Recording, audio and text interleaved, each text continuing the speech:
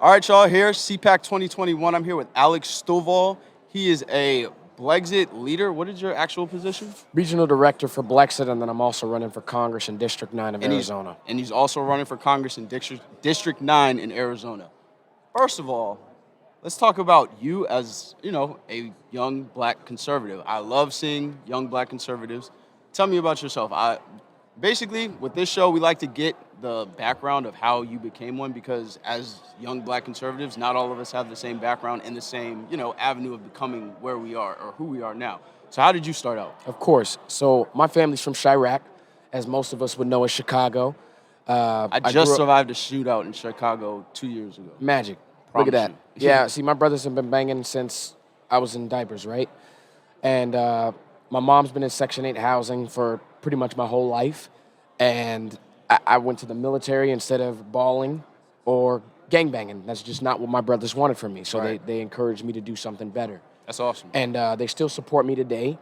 And they're also still banging today, So it's just one of those things where I came to the realization of being conservative by connecting the dots with the biblical theological foundations, right? I love that. I love look that. at our forefathers. Before you go on, I have to stop you and ask you.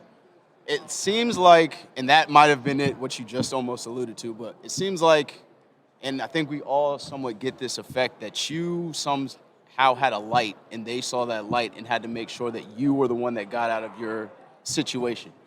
Essentially kind of like the David story. Exactly. You know what I mean? Right. I feel like we all get that a little bit, and that's what really pushes us to where we are now.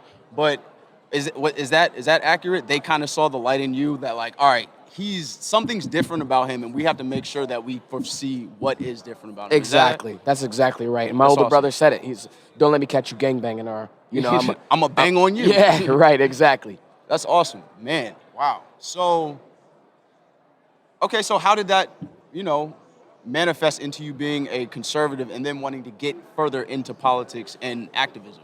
That really happened overnight, actually. I think the ticking point for me was when they were, the Democrats, radical lefts, were sitting up there and they made a comment and said something like, "a woman." Now, I don't know about you, but God has gotten me out of a lot of crazy situations. I mean, I've been in the wrong side of the hood. I've been in the wrong group of sets, wearing the wrong colors, that type of thing. But I won't let nobody make a mockery out of my God.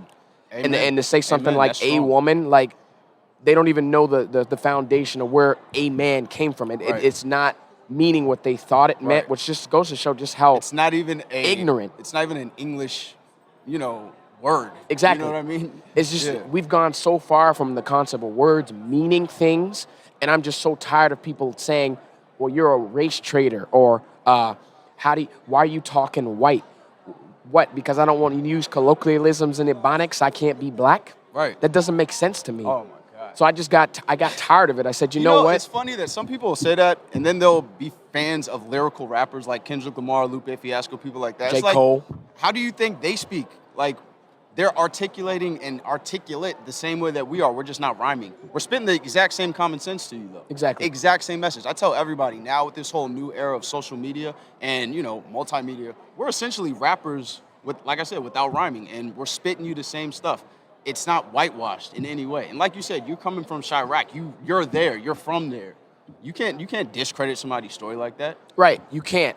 And at the end of the day, I tell people, being hood, being ghetto, being the man, that doesn't keep food on the table for your family. That doesn't set an example for our younger generation that's coming. And if you have kids, what are you teaching them? Exactly. So I think the black community is kind of brainwashed in a sense to think that either we're only going to ball, we're going to gangbang, or if we don't gangbang, then we're just going to have sex with multiple women, demoralize them. I've got 3 sisters, man. And I mean, the classic song right now that's hot is WAP. Right. And what is her name? Cardi B or whatever. I don't even like to give them that type of popularity. We just know the song. You're right. Yeah. So anyways, so just little songs like that, and I think of my sisters, and I'm like, you got these hood rats or whatever you want to call them, whatever they want to call themselves, that listen to these songs and they think it's okay to call my sister that. So we think of it, it becomes real personal to me. Very. And I'm a veteran, right? And I fought for this country. So what am I gonna, if I go back, what am I gonna come back to? Right. So my conservative perspectives were ignited just by what's happening in our communities. We are so okay with being complacent and we're called for so much more. We are. Oh man, that's it right there. We are called for so much more, and the potential shows in the hood. I had a good friend. He's an actor. His name's Shondo Blades. He came on my show, and he was like, "Dog, do you know how much free advertisement gun companies get in the hood just from using the term like Glock 40 or just naming F&N any other type of gun?" He was like, "We are literally free advertisement and we're not getting anything for it. We have to start manifesting our talents so that we're the ones that are benefiting from it so that we can be self-sustained and self-reliable." And I just think that, if we have more voices out there like you who are completely unapologetic about being black, are unapologetic about being intelligent and articulate, and, aren't afraid of backlash, that's how we're going to get forward and get through to the next generation, because there's a distinct gap between, our, and not ancestors, but our elders and us now. Like that gap in between, we can't allow there another gap to happen. You know what I mean? Generational curses have to be broken right now. Right, and exactly. And it starts with people like me and people like you that are doing what we're doing here. Right. It's real easy to talk, but it's a whole nother game, a whole nother level to actually be the hands and feet going out in those communities. Getting into the streets. How can we talk about policies and complain about things happening when we're not doing nothing, right, as some people would say, or nothing about it? Yeah. Just running your mouth, that doesn't do anything. Looking for a savior when you already have one. You just have to believe in him and do as he says. And honestly, that's when you actually start to get to work. Exactly. You know what I mean? I do. Yeah. Christianity is not about being complacent or sitting still. You have to get into the streets. That's what the apostles did. That's what all the prophets did. That's what we have to do. Like when Joseph was going against, all the giants and different tribes that he was going against, he wasn't really worried about what his opposition could do. He had the power of God behind him. We aren't built with the, what is it? We're not created with the spirit of fear. So yeah, God gives us a spirit of boldness. There you go. And I think we need to get back to our roots, not just from the constitutional values, not just from our, as you mentioned, our forefathers, our ancestors. Back in the day, if you got in trouble, you get your butt whooped by whoever got you in trouble, and then you get home and get another whooping, right? Right. So we got to get back to keeping each other accountable. For sure. Nobody wants to be accountable for anything. And there's a big problem with that, and that's why I'm running for Congress. We need to make some changes. We need to make them yesterday. Not today, but yesterday. Yeah, I love that. I say that all the time. Yesterday is when, yeah. So, Congress, tell us how you decided to go into politics. What are you up to right now with it? So, initially, kind of a brief synopsis of that, I was working with the military. I got back in 2017, and I started as a precinct committeeman in Arizona. And I got somehow, I got sucked into the Trump victory campaign. From there, I ended up in the White House, and I was meeting Brandon Tatum, Candace Owens, and all these other prominent figures, and I started to ask myself, my right and left limitations are only what God says they are. How do I go from being in the military, being some hood rat, some kid that, is living off of financial aid, to now sitting in a seat with you talking about my next upcoming election? Right. So you think about these things, and it's not about what you know, it's about who you know and how you apply yourself. Exactly. Because the doors are open. You just gotta be willing to walk through them, right? Exactly. Manipulate the game to your own benefit. Right. Or more not manipulate, but influence. Yes. Because manipulation has a negative connotation to it, right? Yeah. I mean, take back the power of the words. Manipulation doesn't have to be negative. You know what I mean?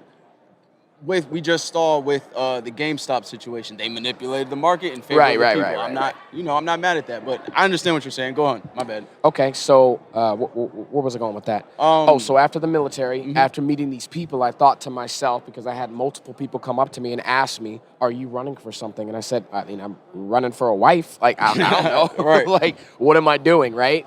And then I thought to myself, if I go back to the active component, what am I going to come back to? If I have this opportunity now to capitalize on it, because the Army's not going anywhere, right? Although my heart is with my brothers and with the military, I can still do that, but I'm more of an asset to them doing what I'm doing now. On the inside. Exactly. I love that. Because those policies of them giving us raises, for example, like with Trump. Brian, I got a lot of raises with that man in office. I don't care if he's green, yellow, orange, or blue. Right. He did a lot for military personnel. He did a lot for me. Right. And that's what it comes down to. I don't care about his personality. I care about his policies. Right. And he had great policies. And that's kind of why I picked up that torch Trump was the foundation of what's to come. He's not the end-all, be-all. He is not the Messiah. Although I have a lot of respect for him, it doesn't stop with Trump.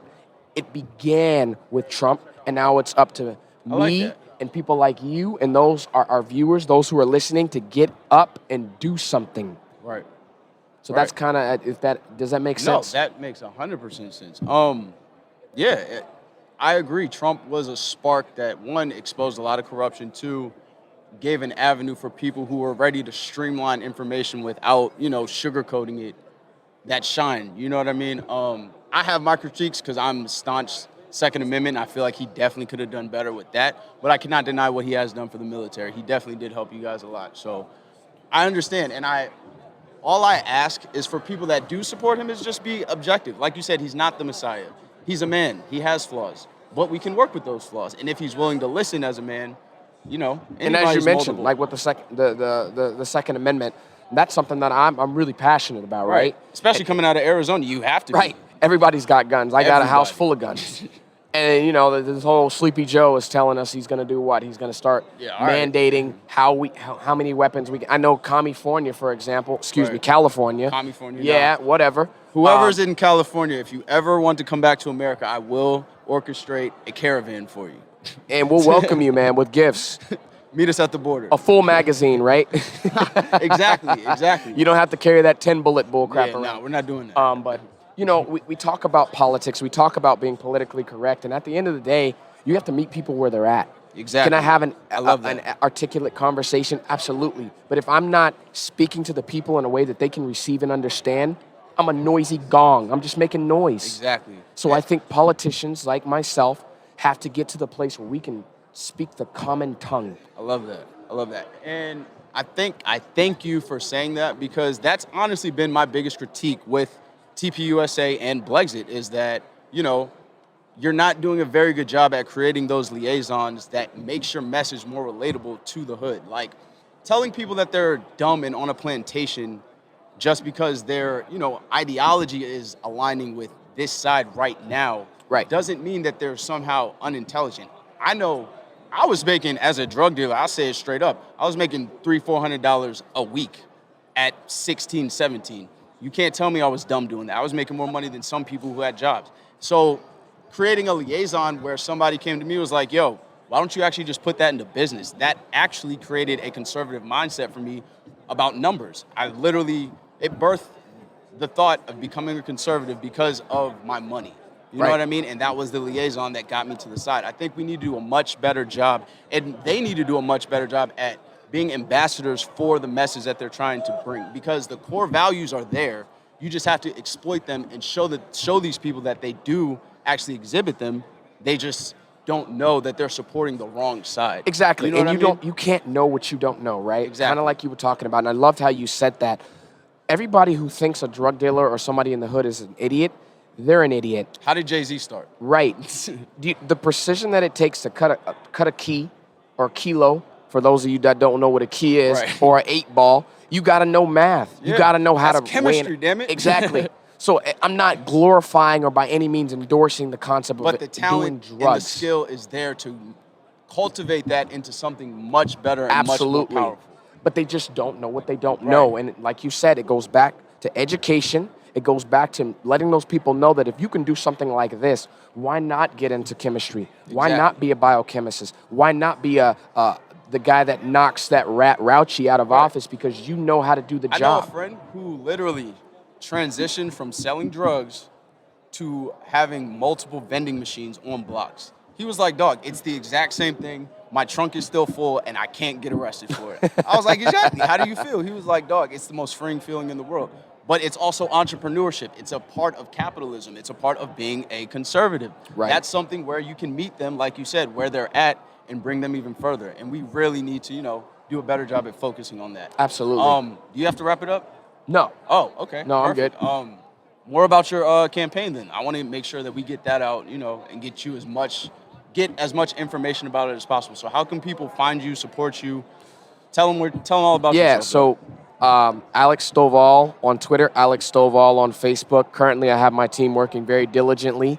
God opened this door overnight, and I capitalized on it. So we're working very diligently to get my campaign website. It'll be Alex for Support Congress. financially. I know you probably can't say that, but I'm going to say it because that's how we get people like you into office. Right. Financial support. We need dollars behind people like you. Right. Period. Sorry, I had to cut you off. Although, I do appreciate the messages of encouragement, but if we want to make those changes, we got to put our money where our mouth is, and that's exactly true. Sure. And the people really here are the ones that need to start doing it. Right. Yeah. So, AlexForCongress.com is going to be the website. But if you get in touch with me on Twitter or Facebook and reach out and say, hey, I heard you on Black Guns Matter. I want to get involved. I want to try and help you out. Just let me know, and you'll be one of the first people to know. Hey, thank you very much. Hey, this is a hood ambassador right here. You know what I mean? You're the modern hood ambassador, and I love it, dog. Thank you for coming on the show. Thank you. I wish you the most success. Thank you. Thank you.